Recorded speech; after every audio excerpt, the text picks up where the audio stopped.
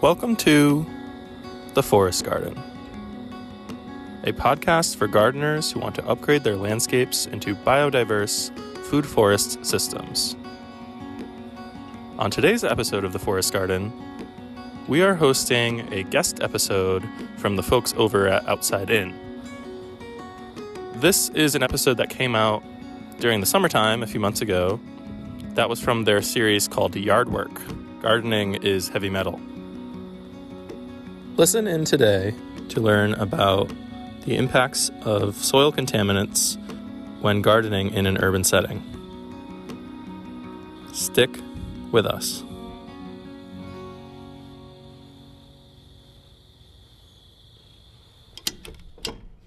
Today's tale starts in the garden.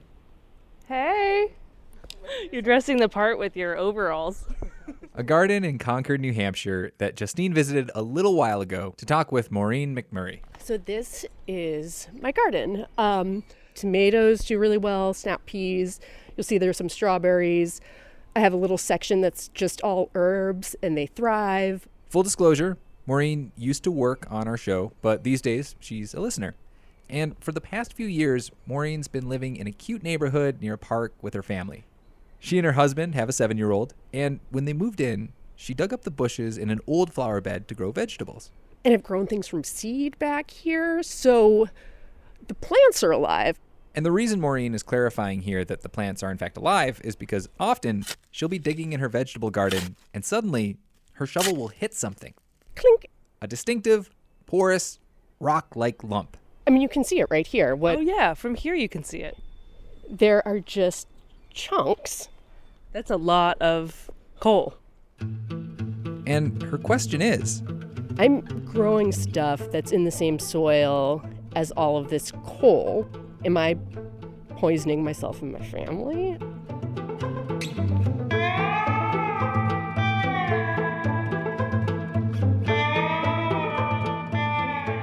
this is Outside In. I'm Nate Hedgie. And I'm Justine Paradise.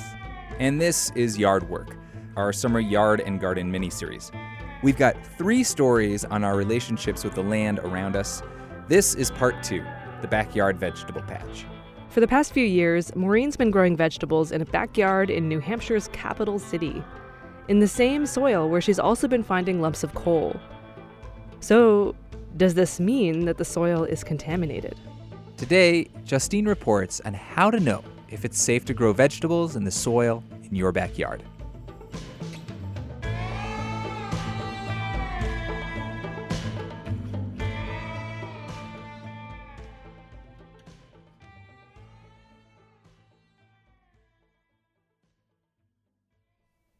At first glance, coal sounded to me like it would be an odd thing to find, mixed evenly into the soil.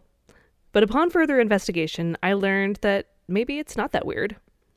Maureen's house was built in 1880, and when I emailed a local historian to ask him about this, he told me that at the time, almost everyone in this city would have heated their house with a coal furnace.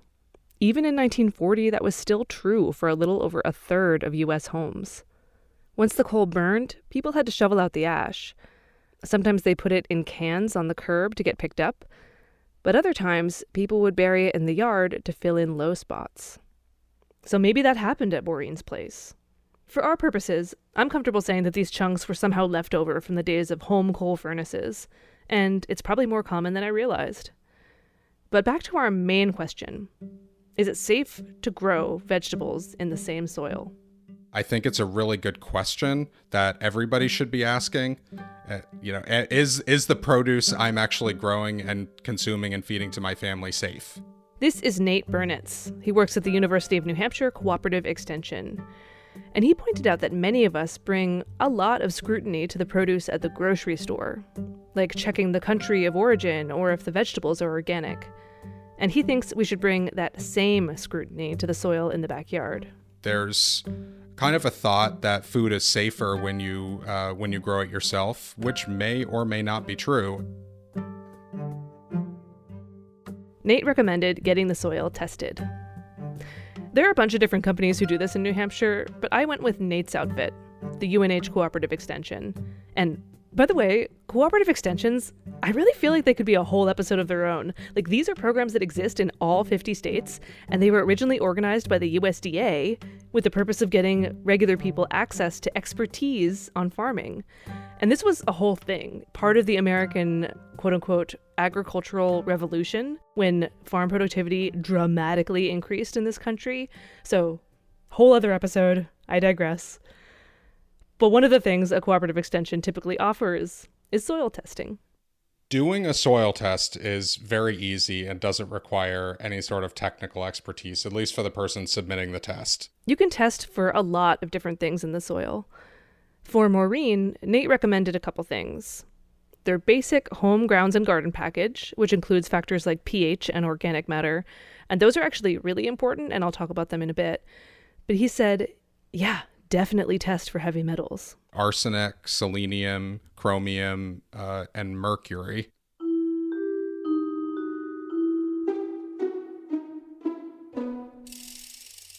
The term heavy metal is kind of a loose one, but generally, heavy metals are a class of elements which are toxic even in tiny amounts.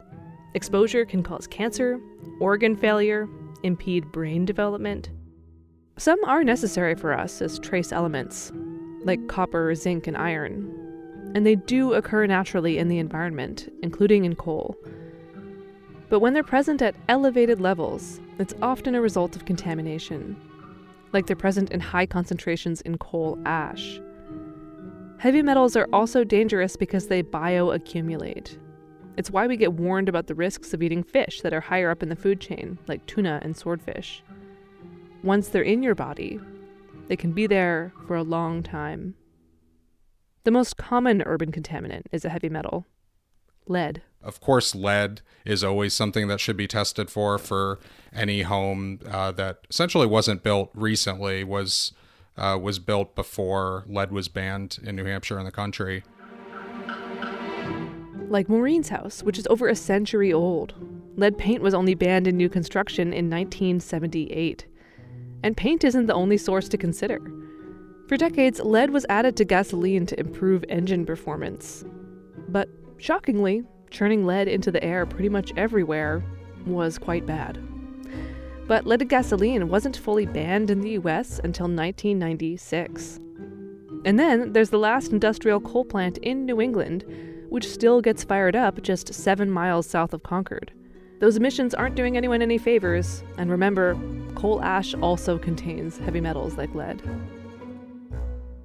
All this to say, regardless of the chunks of coal Maureen kept finding, it would be good to know what exactly is going on in this soil.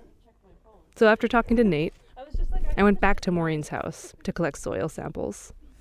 So the methodology is you dig down 6 inches deep, and then take samples from like 3 to 5 spots. And so I talked to the soil testing people, and are you ready to hear something? He was like, I would definitely get your soil tested. And he was like, I would do the heavy metals testing, like for arsenic and mercury and things like that, because apparently that's associated with coal ash. I'm sorry to tell you this. Oh no. But we'll see. We're gonna do like a whole suite, and then you'll know exactly what it is. I do regret asking this question. No, I don't. I'm glad to know. Oy. Okay. Let me know what you find. I will.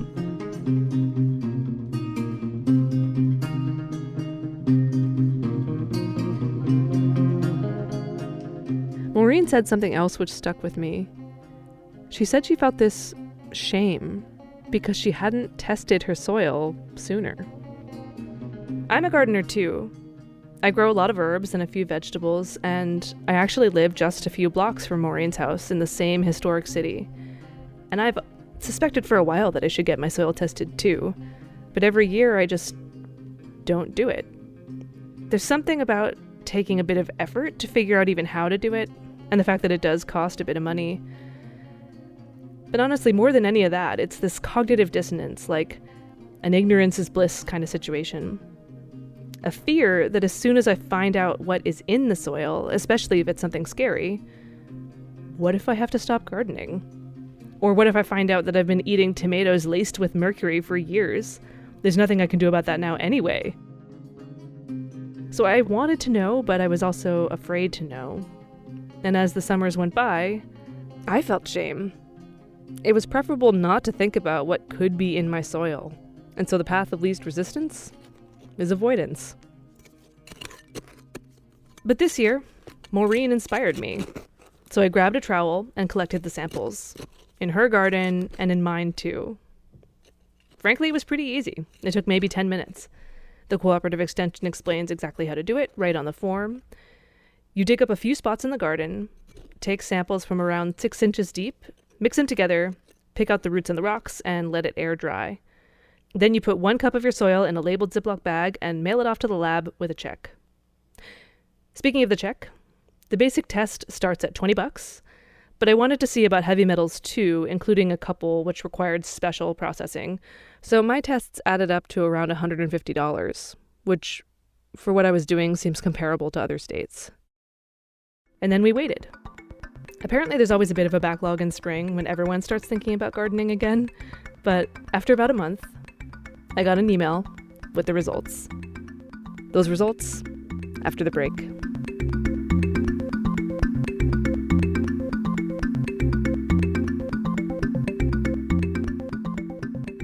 We're going to hear the results right after the break. But first, we are loving your responses to our episode on lawns, which we released last week as the first installment in our summer Yardwork series.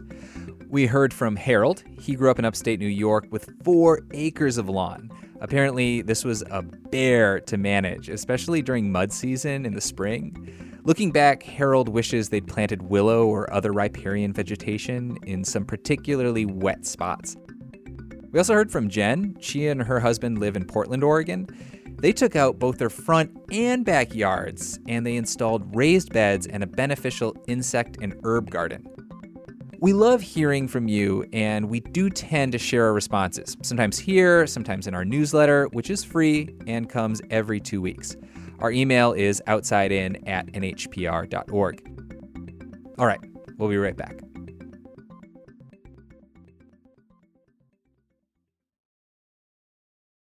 Welcome back to Outside In. At first glance, the soil test results were confusing. It was a lab report, and we tested Maureen's garden soil for over a dozen variables. The basics: pH and organic matter, nitrogen, phosphorus, potassium. The heavy metals: cadmium, copper, nickel, chromium, zinc, lead, plus an extra test for mercury and arsenic. And I am not going to list all the results because numbers are famously difficult to follow in audio form. We'll post more details on our website. But there are 2 results I want to focus on here. The first one is lead. Again, the most common urban soil contaminant, and it is very toxic. People have been aware of that for literal millennia. It's banned from paint, it's banned from pipes. It is a poison that impedes development of the human brain, especially in kids. And in Maureen's soil, the test results said lead was present at 453 parts per million, which at first was meaningless to me, even with the added note from the lab informing me that this is a, quote, medium level. Because again, heavy metals do occur naturally in soils that haven't been industrially contaminated. How bad is 453 parts per million? My own soil, by the way, was almost the same, actually just a little higher. I found out that this is above the background level in local soils. It's also above the acceptable limit for a, quote, child's play area, but it's below the amount that's generally acceptable for a residential property. But what about for vegetable gardens? I found a guide online to lead in soil, published by the Environmental Protection Agency, the EPA. It included a visual spectrum, a colored line which on one end was green, safe, when lead is present in low concentrations. In the middle, yellow, for caution, and on the far end, red, danger. And 453 parts per million is right at that spot where the green is turning to yellow, right between safety and caution. I'd really wanted a straightforward number. Below X concentration, you're good to plant a garden. Above it, it's dangerous. But I could not find such a thing, and I was like, either I'm a terrible reporter or this doesn't exist. it doesn't exist. That doesn't. So this is Ganga Hettiarachchi. She is a professor of soil and environmental chemistry at Kansas State University. Most people won't, and I know most researchers want to come up with these numbers as well. But at the same time, I have some concerns about that. One of Ganga's concerns is, what if an agency comes up with levels that are unrealistically low? Keeping gardeners away from gardening. Ganga has actually worked with communities to safely start gardens on contaminated sites, on brownfields. Because when it comes to any of these soil contaminants, what is important is their bioavailability, not their total concentration in soil. What's important is the bioavailability of these contaminants. This is relevant when it comes to nutrients and the human body, too. We need to cook and process certain foods to actually access nutrients, or sometimes to digest them at all. Take tomatoes.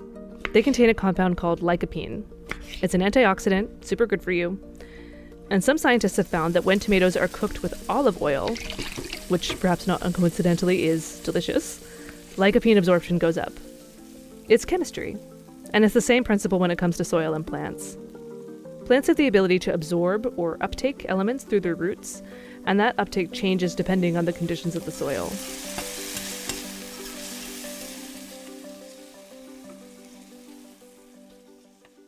And that brings me to the second result I want to look at more closely: soil pH. pH is the measure of how acidic or alkaline a solution is, and it was included in that basic $20 test. And pH really matters, truly for anything that happens in the soil. Ganga called it one of the master variables at play here, because pH is a deciding factor as to what chemical reactions are possible. So, when we're growing vegetables, we are hoping for conditions in which lead will not be bioavailable for plants. So ideally, we want pH to be near neutral, maybe just a little acidic. But soil pH is not the only important factor determining lead bioavailability.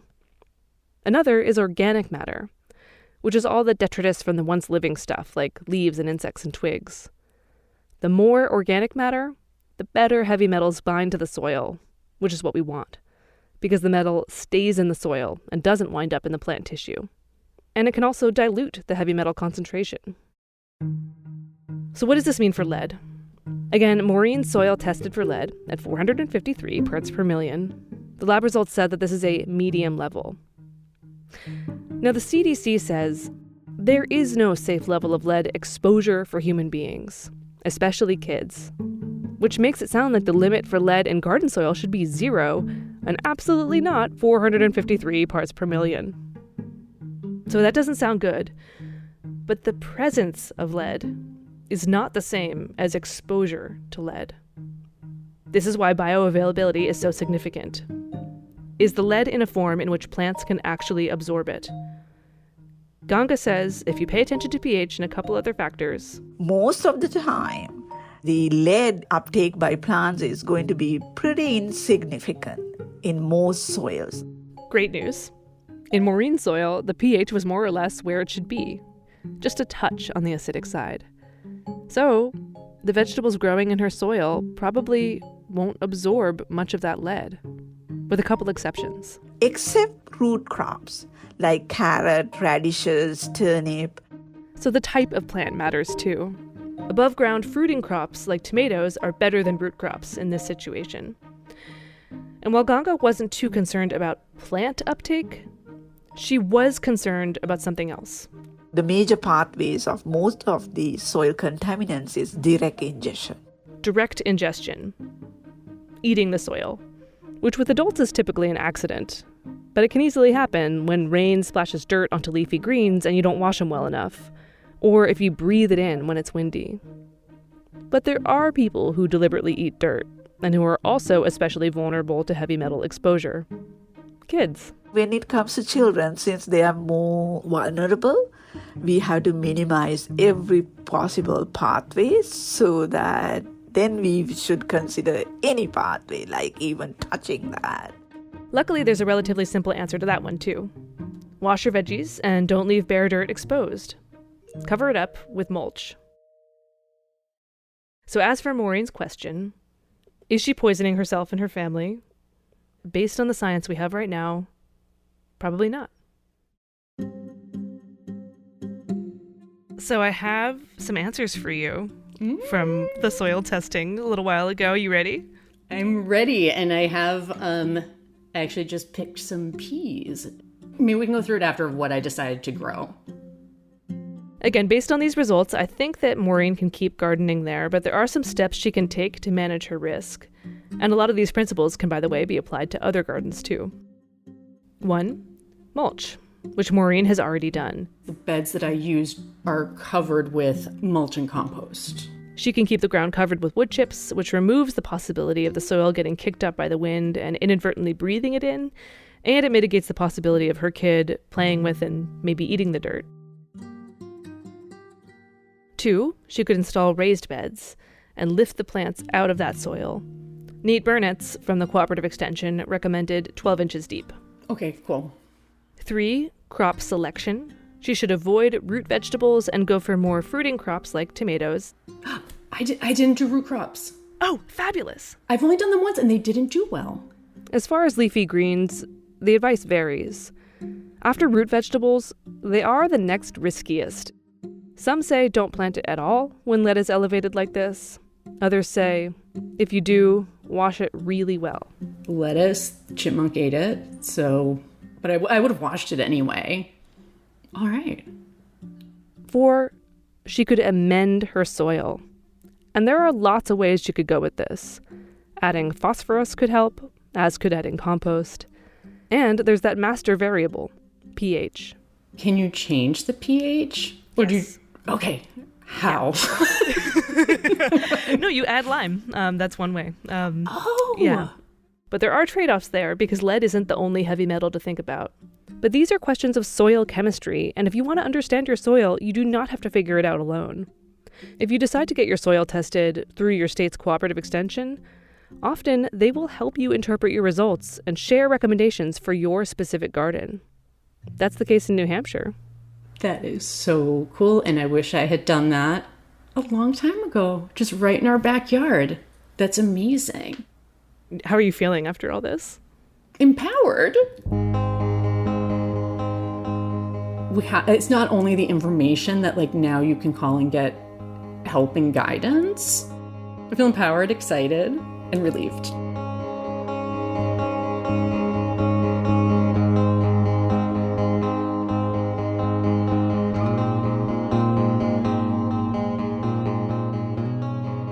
Part 2 of Yardwork was produced and reported by Justine Paradise. A very special thanks to Jim Garvin, Tom Lamine, and Anna Peltseva. We tested Maureen's soil with the UNH Cooperative Extension, but you do not have to live in New Hampshire to do the same thing. We're going to put a link to find out your local cooperative extension in the show notes, plus a couple of other resources on soil lead. And if you decide to test your soil, we really want to hear about it. Tell us about your garden, what you're growing, where, and what you learned by testing the soil. Again, we love hearing from you, and we usually share a handful of responses in our newsletter, which is really fun, and it comes out every 2 weeks. You can get in touch by sending us an email. As always, our address is outsideinat.nhpr.org. And you can sign up for the newsletter on our website. That's outsideinradio.org. This was part 2 of Yardwork, our summer mini-series. Next week is our third and last installment. Can a community garden survive gentrification? So he started an online smear campaign about the Berkeley garden. It was anti-Chinese. It was anti-immigrant.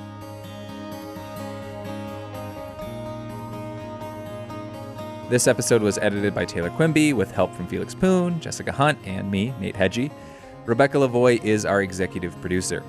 Music in this episode was by Walt Adams, Newell Teal Records, Alexander Woodward, Martin Goffin, Blue Dot Sessions, and Arthur Benson. Outside In is a production of New Hampshire Public Radio.